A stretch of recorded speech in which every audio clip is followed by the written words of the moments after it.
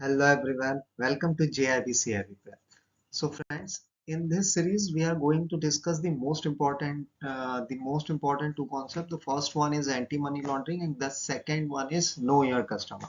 So इस series में हम वन बाय वन इन दोनों ही कॉन्सेप्ट को डिस्कस करेंगे जो कि आपकी IIBF की सर्टिफिकेशन एग्जामिनेशन के लिए बहुत जरूरी है। एक है एंटी मनी लॉन्ड्रिंग और जो सेकंड होगा हमारा वो है नो योर कस्टमर। तो सबसे पहले इस सीरीज में हम डिस्कस करेंगे एंटी मनी लॉन्ड्रिंग को। अब देखिए हमारा क्या स्ट्रक्चर होगा, हम कैसे अपनी सीरीज को आगे लेकर जाएंगे, हम इस पर से पहले चर्चा कर लेते हैं ताकि आप लोगों के अंदर एक बेटर अंडरस्टैंडिंग बैठ जाए कि हम किस तरीके से अपनी सीरीज को आगे लेकर जाने वाले हैं। तो दोस्तों हम AML के अंदर बेसिकली 10 चैप्टर्स हैं और ये जो 10 चैप्टर्स हैं वन बाय वन डिस्कस करेंगे। ठीक है, यानी कि हर सेशन में हम एक चैप्टर को कंप्लीट करेंगे। हम कोशिश करेंगे कि एक ही सेशन में वो चैप्टर पूरी तरीके से कंप्लीट हो जाए। ठीक है, हमारा उसके बाद जैसे आज हम इस सीरीज में जो फर्स्ट सेशन है हम स्टार्ट ही कर रहे हैं, तो हम फर्स्ट चैप्टर को यहाँ पे कंप्लीट करेंगे जो कि है money laundering and terrorism financing. फिर उसके अगले सेशन में जब नेक्स्ट सेशन पे हम बात करेंगे तो वो होगा हमारा मनी लॉन्ड्रिंग एंड सब मेथड्स। थर्ड चैप्टर हमारा होगा money laundering and global measures. तो दोस्तों यहाँ पर मेरा कहने का मतलब ये है कि हम वन बाय वन इनको साथ में लेकर चलेंगे। ठीक है, तो चलिए शुरू करते हैं। और शुरू करने के पहले सबसे पहले हम अपने चैप्टर्स के हाइलाइट्स देख लेते हैं कि क्या क्या आप लोगों को कवर करना है AML की सर्टिफिकेट एग्जामिनेशन के लिए। तो फर्स्ट चैप्टर तो मैंने आपको बताया जिसको हम आज ही डिस्कस करने वाले हैं। सेकंड चैप्टर जब हम स्टार्ट करेंगे तो वो होगा सम मेथड्स। इसके अंदर हम मेथड्स पर डिस्कस करेंगे जो कि होती है प्लेसमेंट, ठीक है, लेयरिंग और इंटीग्रेशन। ये तीन चीजें हैं जिनको हम डिस्कस करेंगे चैप्टर में। इसके बाद में जो थर्ड चैप्टर होगा वो है money laundering and global measures, यानी वैश्विक स्तर पे क्या मेजर्स हैं उन पर हम डिस्कस करेंगे। फोर्थ चैप्टर हमारा रिलेटेड है इंटरनेशनल गाइडलाइंस एंड स्टैंडर्ड्स से, यानी कि अंतरराष्ट्रीय क्या मानक है और क्या स्टैंडर्ड्स हैं उनको हम डिस्कस कर रहे हैं। फिफ्थ चैप्टर हमारा रिलेटेड है, बेसिकली ये फिफ्थ सिक्स सेवंथ ये दोनों एक दूसरे से रिलेटेड है। AML CFT means combat financing terrorism. ठीक है, legislation measures in measures countries region, AML CFT legislation in India and organisation structure in India. तो इसके अंदर हमारे ऑर्गेनाइजेशन का क्या स्ट्रक्चर है, ठीक है, इन सभी चीजों को डिस्कस करेंगे। उसके बाद में जो 8 चैप्टर होगा हमारा वो है money laundering and correspondent banking. अब आपको लग रहा होगा मनी लॉन्ड्रिंग में बैंकिंग का क्या काम। तो देखिए मनी लॉन्ड्रिंग बिना फाइनेंशियल इंस्टीट्यूशन के इन्वॉल्वमेंट के डील हो ही नहीं सकते, तो यहाँ पर हमें बैंकिंग को भी समझना जरूरी है। ठीक, इसके बाद में जो नेक्स्ट चैप्टर हमारा होगा वो हम देश की यानी कंट्री रिस्क, और last is transaction monitoring and reporting. So I hope it is clear to all. ठीक है, तो ये हमारे 10 चैप्टर्स होंगे जिनको हम वन बाय वन डिस्कस करेंगे। So move to the next slide and coming to our first chapter, and the first chapter is money laundering and terrorism financing. So first we will discuss the structure of our first chapter। इसमें हम क्या क्या discuss करने वाले हैं। Okay, सो देखिए first सबसे पहले हम, आपको पता ही है, स्टार्ट कर रहे हैं तो हमें मनी मनी लॉन्ड्रिंग है क्या, इसका ओरिजिन क्या है, AML क्या है जिसे हम एंटी मनी लॉन्ड्रिंग कहते हैं। ठीक है, ये सारी चीजें हम डिस्कस करेंगे। उसके बाद में हम ये इस चैप्टर में समझेंगे ग्लोबल इकोनॉमी पर क्या इम्पैक्ट है। ठीक है, यानी क्या प्रभाव पड़ रहा है। ऐसा तो है नहीं कि मनी लॉन्ड्रिंग हो रही है और हमारे देश की अर्थव्यवस्था पे इसका कोई नेगेटिव असर नहीं हो रहा है। ठीक है, तो ये समझना बहुत जरूरी है। ये और इसी चैप्टर में हम इसके बाद हम समझने वाले हैं impact on financial system and bank. हमारे फाइनेंशियल सिस्टम और बैंक्स पर इसका क्या इम्पैक्ट पड़ता है वो भी हम समझेंगे। डेफिनेशन समझेंगे, अलग अलग इंटरनेशनल एजेंसीज ने मनी लॉन्ड्रिंग के अलग अलग डेफिनेशंस को दे रखा है, वो हम समझेंगे कि वो अलग, जैसे IMF है, FATF है, UNOD है। ठीक है, ये सब क्या बोल रहे हैं, ये सब अपने इनकी क्या डेफिनेशन है, ये क्या समझाना चाह रहे हैं कि मनी लॉन्ड्रिंग क्या है, ये समझने वाले हैं। Money laundering and it impacts on bank. ठीक है, कुछ एग्जांपल्स के साथ में हम इम्पैक्ट समझेंगे बैंक्स पर क्या हो रहा है मनी लॉन्ड्रिंग का। और लास्ट टेररिज्म फाइनेंसिंग, और इसी के साथ में ये सेशन भी कंप्लीट होगा और आपका चैप्टर भी कंप्लीट होगा। और फिर लास्ट में हम कुछ MCQs को भी जो है सॉल्व करेंगे। ओके, चलिए सो स्टार्ट करते हैं। सो फर्स्ट सबसे पहले हम समझते हैं एंटी मनी लॉन्ड्रिंग को। तो देखिए बेसिकली जो एंटी मनी लॉन्ड्रिंग है वो एक लॉज, रूल्स और रेगुलेशंस का क्या है, एक सेट है। ठीक है, it refers to a set of laws, regulations and procedures aimed at preventing the illegal practice of money laundering। यानी AML basically set of rules procedures है, उन्हीं का एक सेट है जो कि बनाया गया है ताकि कोई भी क्रिमिनल अपना इलीगल पैसा, ठीक है, क्लीन दिखाने के लिए फाइनेंशियल सिस्टम का गलत यूज ना कर सके। जैसे मैंने आपको स्टार्टिंग में बताया था कि कोई भी पैसा जो है बिना बैंक्स या बिना फाइनेंशियल इंस्टीट्यूशन की इन्वॉल्वमेंट के नहीं हो सकता। ठीक है, तो कहीं ना कहीं उसका गलत यूज हो रहा है ना, तो उन्हीं को रोकने के लिए इसे बनाया गया। तो ये एक रूल है, सेट ऑफ रूल्स है, गाइडलाइंस है। ठीक है, और ये इंश्योर करता है कि फाइनेंशियल सिस्टम ट्रांसपेरेंट और सेफ रहे। ये एएमएल की एक बोल सकते हैं ये रिस्पॉन्सिबिलिटी भी है, और ये इंश्योर भी करता है कि ये जो रेगुलेशन है ये कहीं ना कहीं ट्रांसपेरेंसी रखे, इंटीग्रिटी एंड ट्रांसपेरेंसी रखे फाइनेंशियल सिस्टम के। ठीक है, जो हमारा फाइनेंशियल सिस्टम है वो बिल्कुल ट्रांसपेरेंट और सेफ रहे। ओके, चलिए नेक्स्ट आते हैं इसके बाद में। अब समझते हैं मनी लॉन्ड्रिंग क्या है। तो देखिए मैंने आपको ये बताया कि एएमएल क्या है, एक सेट ऑफ रूल है, यही मैंने बोला। ठीक है, क्या है, एक सेट ऑफ रूल है। ओके, तो किसका सेट ऑफ रूल है, किसे रोकने के लिए, तो यहां पर समझिएगा कि मनी लॉन्ड्रिंग। ठीक है ना कहीं जो मनी लॉन्ड्रिंग हो रही है इसी को रोकने के लिए एएमएल वर्क करता है। तो ए मनी लॉन्ड्रिंग क्या है, तो देखिए money laundering is the process of disguising the origins of illegal obtained money. ये बहुत इंपॉर्टेंट है। ठीक है, typically by means the transfers involving foreign banks और लेजिटिमेट बिजनेसेस। मींस यहाँ पे जो मनी लॉन्ड्रिंग है, ठीक है, यानी ऐसा समझिए कि जो मनी लॉन्ड्रिंग है उसका मतलब ये है कि अपने इलीगल अर्न पैसे का असली सोर्स छुपाना। ठीक है, और उसको लीगल दिखाना।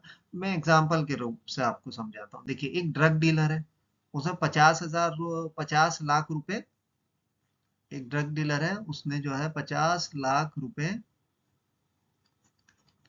क्या करा, कमाता है। ठीक है, अगर वो उस पैसे का डायरेक्ट यूज करता है तो पकड़ा जाएगा। तो वो क्या करेगा, पैसे को बैंक्स और बिजनेसेस, फेक बिजनेस या फॉरेन ट्रांसफर के थ्रू जो है उसको लीगल दिखाने की कोशिश करेगा, है ना, घुमाएगा, ताकि लगे कि पैसा जो है जेन्युइन सोर्स से आया। मतलब जो मनी लॉन्ड्रिंग है उसके थ्रू क्या हुआ, जो ओरिजिन था उसका, जो ओरिजिनल सोर्स था, सब फॉर एग्जांपल ड्रग ट्रैफिकिंग से उसने पैसा कमाया, है ना, ये ड्रग ट्रैफिकिंग लिखा है यहाँ पे, है ना, इलीगल, ये सब गलत एक्टिविटीज है यहाँ, ये सब इलीगल है, यहाँ से पैसा कमाना गैर कानूनी है। ठीक है, गैम्बलिंग, बॉटल गैंगिंग। ठीक है, तो यहाँ से यदि कोई व्यक्ति पैसा कमा रहा है, जैसे मैंने एक एग्जांपल लिया कि 50 लाख कमा रहा है, और वो उस पैसे को ऐसे तो नहीं करेगा, यूज नहीं कर सकता, लेजिटिमेट इकोनॉमी के अंदर नहीं ला सकता, तो वो क्या करेगा, बैंक्स के थ्रू, फेक बिजनेसेस या फॉरेन ट्रांसफर के थ्रू उसको क्या करेगा, लीगल दिखाने की कोशिश करेगा। मतलब फिर क्या होगा, और वो जेन्युइन तरीके से हमारी इकोनॉमी के अंदर आ जाएगा। तो ये जो प्रोसेस है इसी को मनी लॉन्ड्रिंग कहते हैं, और इसी को रोकने के लिए एएमएल बनाया गया है। I hope it is clear to all. Okay, now coming to the next, again repeat, AML क्या है। तो एएमएल रूल्स जो है हमारे फाइनेंशियल इंस्टीट्यूशन को मजबूर करता है कि वो कस्टमर्स के ट्रांजैक्शन चेक करे और इलीगल पैसा सिस्टम में इंटर ना होने दे। सिंपल वर्ड में भाई लोग बात करें तो एएमएल फाइनेंशियल सिस्टम का सिक्योरिटी गार्ड है, यही एएमएल होता है। इलीगल प्रैक्टिस जो हो रही है मनी लॉन्ड्रिंग के थ्रू उसको रोकने के लिए। ठीक है, चलिए नाउ ओरिजिन पर आते हैं। तो देखिए आप अभी तक आप लोगों ने एएमएल समझ लिया, मनी लॉन्ड्रिंग समझ लिया, अब समझते हैं मनी लॉन्ड्रिंग का ओरिजिन क्या है, यानी मनी लॉन्ड्रिंग की उत्पत्ति कहाँ से है। मैं आ रहा हूँ हिस्ट्री पर, है ना, हिस्ट्री पर। तो देखिए यहाँ हिस्ट्री है वो बड़ी इसकी इंटरेस्टिंग है कि जो मनी लॉन्ड्रिंग है ना वो कोई नया कॉन्सेप्ट नहीं है, वो एंशियंट टाइम से ही यहाँ पे जो है देखा जा रहा है। ठीक है। मनी लॉन्ड्रिंग को हम नहीं कह सकते कि बहुत पुराना है। पहले के जमाने में क्या होता था, पहले के ज़माने में कि यदि हम बात करें, तो जो लोग हैं वो फेक ट्रेड रिकॉर्ड बनाते थे ताकि इल्लीगल माल का पैसा लीगल दिख सके। ठीक है। बाद में ये जो कॉन्सेप्ट है, अमेरिकन जो गैंगस्टर थे, उन्होंने यूज किया कि जो बैंड अल्कोहल है उसको बेच के पैसा कमा रहे थे। ठीक है। तो ये जो कॉन्सेप्ट है, जो अमेरिकन गैंगस्टर है वो क्या करते थे, इसको यूज करते थे। ठीक है। नेक्स्ट आते हैं इसके बाद में।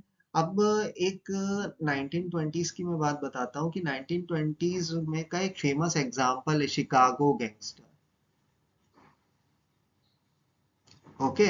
जो शिकागो गैंगस्टर है, एआई कैपोन, क्या नाम है उनका,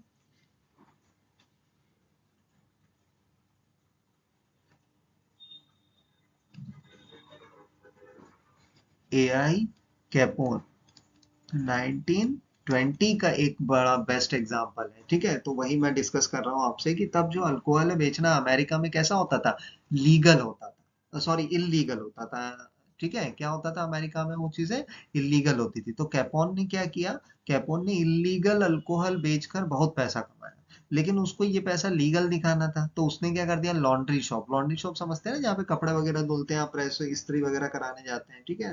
तो लॉन्ड्री की शॉप्स खोल दिए। जो कैश का बिजनेस था वहां पे, तो लोग कैश में पैसा देते थे ना, तो वो अपना जो डर्टी मनी है, डर्टी मनी यानी जो उसने इलीगल जो पैसा कमाया है अल्कोहल या गलत एक्टिविटी से, ठीक है, वो उसमें मिक्स करके दिखाता था कि पैसा कहाँ से आया, कपड़े धुलने से आया है।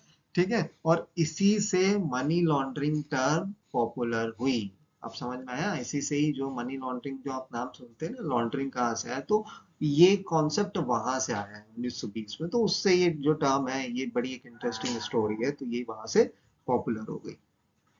ठीक है। चलिए नेक्स्ट आते हैं इसके बाद में। अब क्या क्या इम्पैक्ट है मनी लॉन्ड्रिंग का, तो देखिए मनी लॉन्ड्रिंग का असर सिर्फ एक कंपनी या बैंक पे नहीं होता, पूरे देश और पूरी दुनिया की इकोनॉमी पे पड़ता है। ठीक है। इकोनॉमी, यदि हम अब क्या कॉज ऑफ कंसर्न हो सकते हैं, तो सबसे पहले हम समझ लेते हैं कि इकोनॉमिक इफेक्ट क्या हो सकता है, क्या इम्पैक्ट पड़ता है। तो देखिए मार्केट डिस्टॉर्ट हो जाता है, इन्फ्लेशन बढ़ता है। क्या बढ़ जाता है, इन्फ्लेशन। इन्फ्लेशन को यदि समझना है तो वो भी अपने आप में एक बहुत बड़ा टॉपिक है, कोई छोटा सा एक शब्द नहीं है। सामान्य सी भाषा में यदि बात करूं इन्फ्लेशन की, तो इन्फ्लेशन को हम क्या कहते हैं, महंगाई कहते हैं।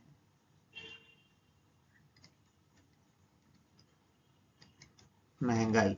ठीक है। अब महंगाई क्या है, कोई भी प्रोडक्ट है उसकी कीमत यदि कल 10 रुपए की थी, आज वो यदि 15 की मिल रही है, तो 5 रुपए उस पर क्या हो गया, इंक्रीज हो गई, वो प्राइस उसकी 50% इन्फ्लेशन बढ़ गई। ठीक है। तो किसी भी प्रोडक्ट की प्राइस का बढ़ना, ठीक है, क्या कहलाता है, इन्फ्लेशन कहलाता है। इन्फ्लेशन से क्या होता है, तो जब भी ऐसा समझिए इन्फ्लेशन आती कैसे, तो उसके पीछे का रीजन ये है कि जब भी मनी का सप्लाई मार्केट में बढ़ता है, मनी का सप्लाई यानी आपने मॉनेटरी पॉलिसी समझा होगा, समझी होगी। ठीक है। क्योंकि आप सभी लोग फाइनेंशियल सेक्टर की प्रिपरेशन कर रहे हैं, सर्टिफिकेट की, तो इतना बेसिक आपका होगा कि हर 2-3 महीने में क्या आती है, मॉनेटरी पॉलिसी आती है। उसके पीछे का क्या रीजन है, मॉनेटरी पॉलिसी इन्फ्लेशन को कंट्रोल करने के लिए आती है। कैसे कंट्रोल की जाती है, मनी का सप्लाई कंट्रोल करने के लिए की जाती है। ठीक है। तो मैं आपको उतना डीप में नहीं ले जा रहा, अभी आप ये समझिए कि यदि मनी का सप्लाई बढ़ता है तो मनी का वैल्यू क्या हो जाता है, कम हो जाता है। और यदि ये चीजें दिख रही है, ठीक है, तो उसी से ही क्या आता है, इन्फ्लेशन आता है। ठीक, क्लियर हुआ। तो कहीं ना कहीं यदि महंगाई बढ़ रही है तो इसका सीधा असर किस पर पड़ता है, एक आम आदमी पर। इसीलिए सोशल इफेक्ट भी पड़ता है। तो मैंने लिंक किया कि यदि इकोनॉमिक इफेक्ट होगा तो सोशल इफेक्ट भी आएगा। जो ऑनेस्ट लोग हैं, जो ईमानदार लोग हैं, वो सफर करेंगे, और क्रिमिनल करप्ट लोग जितने हैं वो रिच होते जाएंगे, क्योंकि पैसा उन्हीं के पास है बाबा।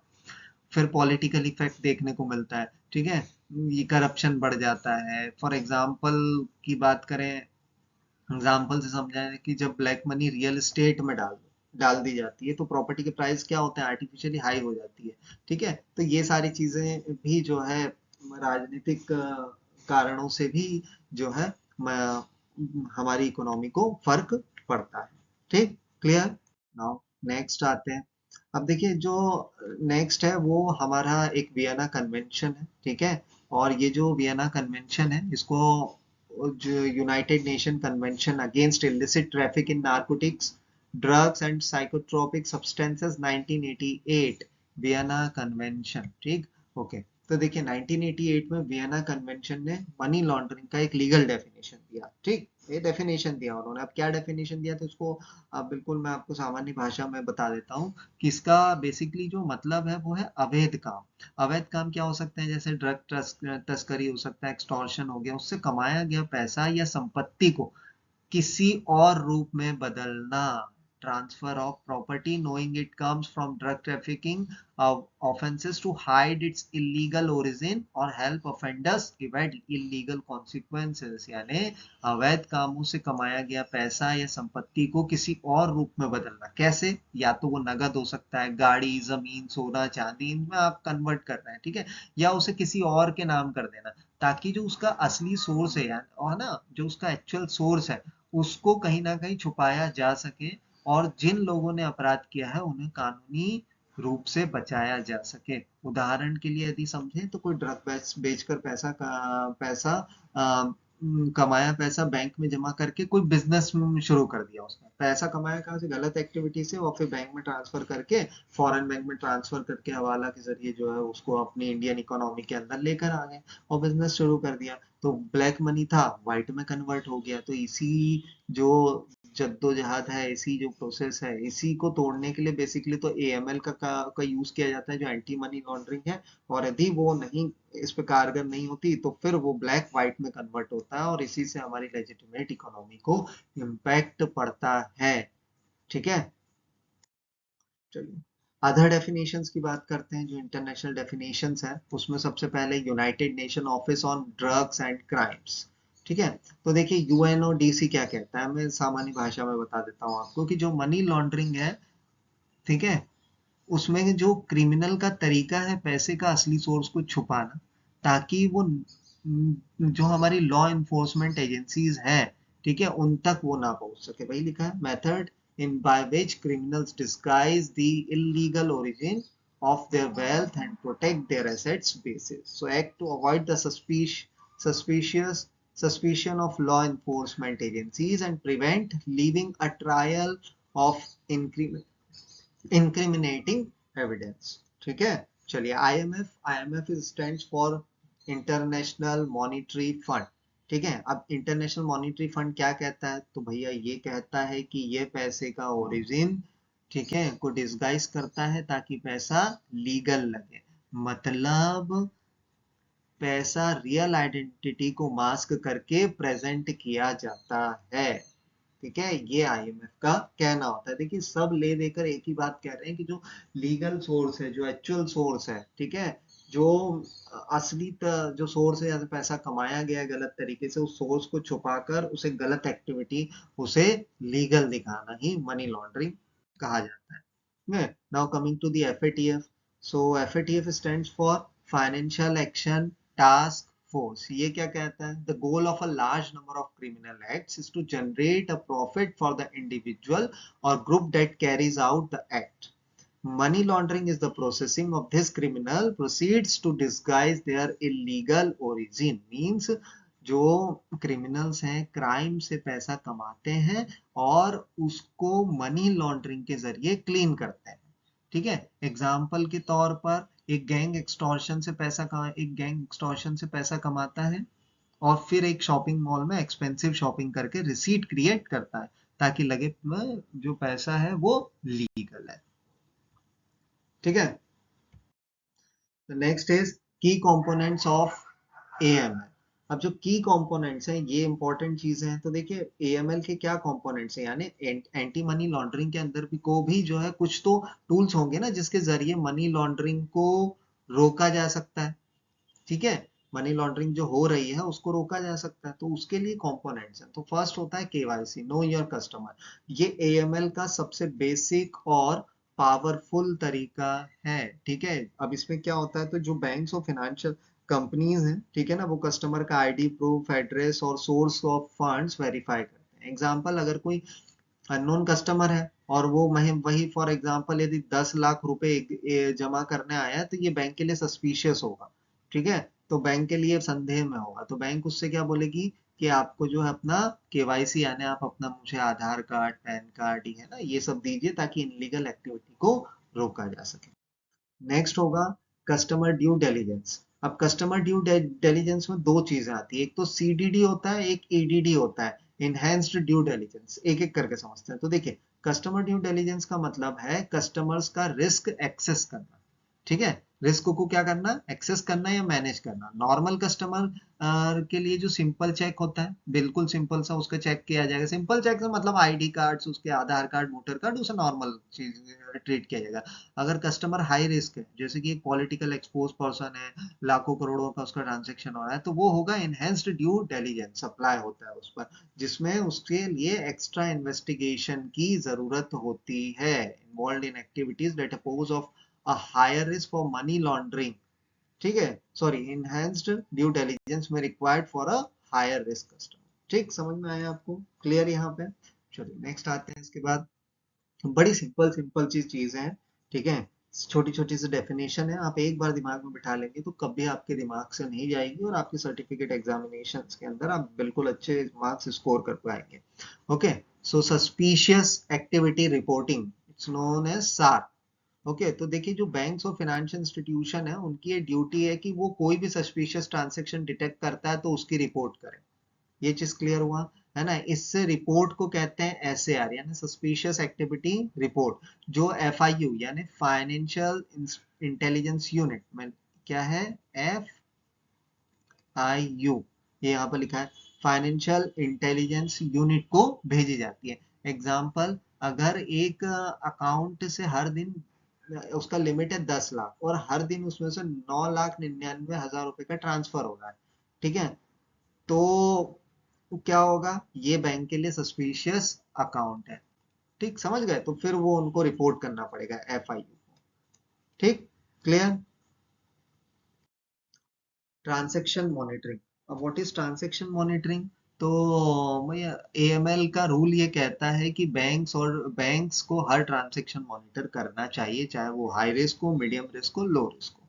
ठीक है, एग्जाम्पल, अगर एक स्टूडेंट के अकाउंट में अचानक से, ठीक है, क्या आ जाए, करोड़ों रुपए आ जाए, तो सिस्टम रेड फ्लैग करेगा कि नहीं करेगा। ठीक है, तो फिर क्या होगा, इस तरीके से उन्हें रिपोर्ट करना पड़ेगा। ठीक, तो AML system involve continuous monitoring of customer transaction for unusual pattern that में सजेस्ट इलिसिट एक्टिविटी, है ना। यही मैंने एक एग्जांपल दिया कि कोई स्टूडेंट है और स्टूडेंट के अकाउंट में एकदम से पैसा आने लग गया करोड़ों रुपए, तो फिर वो रेड फ्लैग करेगा।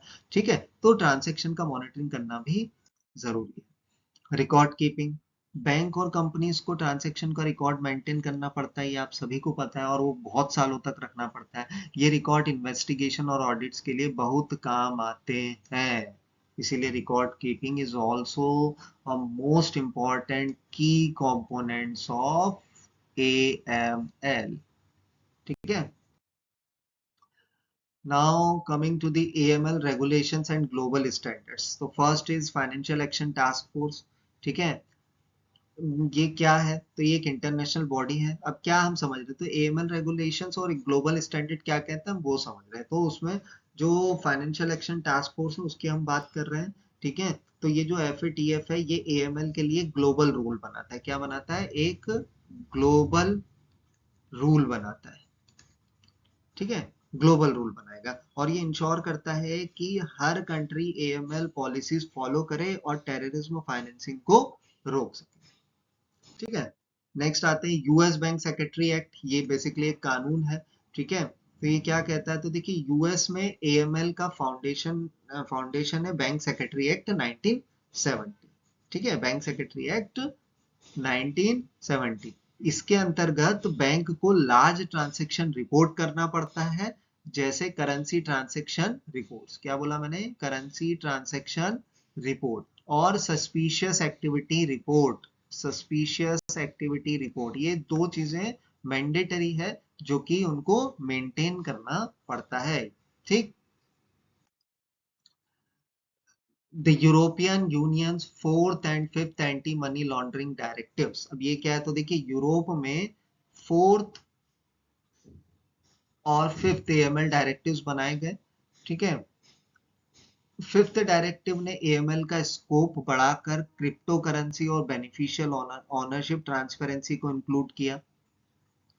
ठीक है, regulation cover to virtual currencies means cryptocurrencies and increase transparency regarding beneficial ownership of companies. ठीक है, यानी जो फिफ्थ डायरेक्टिव्स है उन्होंने एएमएल के जो स्कोप है उनको बढ़ाकर क्रिप्टो करेंसीज यानी वर्चुअल करेंसीज और बेनिफिशियल ओनरशिप ट्रांसपेरेंसी को इंक्लूड किया। ठीक है, और सामान्य भाषा में यदि मैं बोलूं तो जो कंपनीज के रियल ओनर है, ठीक है ना, कोई भी कंपनी खोलते हैं तो उसके रियल ओनर भी होते हैं, उनको हाइड नहीं किया जा सकता इस रूल के तहत। ठीक है, कोई भी है, ठीक है, ओनर है तो उनको हाइड नहीं किया जा सकता। Okay okay, so now coming to the R MCQ section. इस एमसीक्यू सेक्शन में हम डिस्कस करने वाले हैं कुछ एमसीक्यूज, और लास्ट में हम बहुत सारे एमसीक्यूज डिस्कस करेंगे। अभी इस सेशन को हम कंक्लूड करने जा रहे हैं, तो जो हमने समझा उसी से रिलेटेड है। तो first question, which of the following statements about money laundering, okay, money laundering is true, इनमें से कौन सा स्टेटमेंट आपको लगता है मनी लॉन्ड्रिंग के लिए सही है? It only involves hiding legal income, okay, कि केवल ये लीगल इनकम को हाइड करने का एक तरीका है। It disguises the origin of illegal obtained money. The third is it applies only to cash transaction. और fourth, it started in the 21st century. Okay, तो the correct option is option B, disguise the origin for illegal obtained money. समझ में आया? ये कोई legal income को hide करने का तरीका नहीं है, ये कोई कैश ट्रांजैक्शन को अप्लाई नहीं करता, और ये 21वीं सदी का कोई नहीं है, क्योंकि हमने सेशन के अंदर ये समझा कि जो मनी लॉन्ड्रिंग है वो नया नहीं है, वो एंशियंट टाइम से चल रहा है। फिर मैंने आपको अमेरिकन गैंगस्टर के बारे में बताया, शिका है ना, शिका जो एआई कैपोन के बारे में बताया, मनी लॉन्ड्रिंग कैसा है, तो उससे ये चीज क्लियर होती है। तो कहीं ना कहीं ये हमारे जो ओरिजिन है, असली असली जो सोर्स है उसको छुपाने का एक तरीका है। ठीक है, चलिए नेक्स्ट पर आते हैं। Which of the following is not a key components of AML? KYC, CDD, SAR और ITC क्या हो सकता है? So the correct option is option D, insider trading compliance। बड़ा सिंपल सा है। ठीक है, हमने सस्पिशियस एक्टिविटी रिपोर्टिंग की बात करी, यहाँ पे हमने सीडीडी की बात करी, कस्टमर ड्यू डिलिजेंस, और इसी सीडीडी में हमने ईडीडी की भी बात करी थी, इनहेंस्ड ड्यू डिलिजेंस की। जो हाई रिस्क कस्टमर्स है उनके लिए एक स्पेशल इन्वेस्टिगेशन की जरूरत होती है। केवाईसी, नो योर कस्टमर, ठीक है, इस पर हमने डिस्कस किया। तो ये तीनों चीजें जो है, इट्स अ मोस्ट इंपॉर्टेंट की कंपोनेंट्स ऑफ एएमएल। तो क्या नहीं है? Insider trading compliance. Next, consider the following statements about customer due diligence. CDD is used to assess the risk of a client. Enhanced due diligence, EDD, may be required for high risk customer.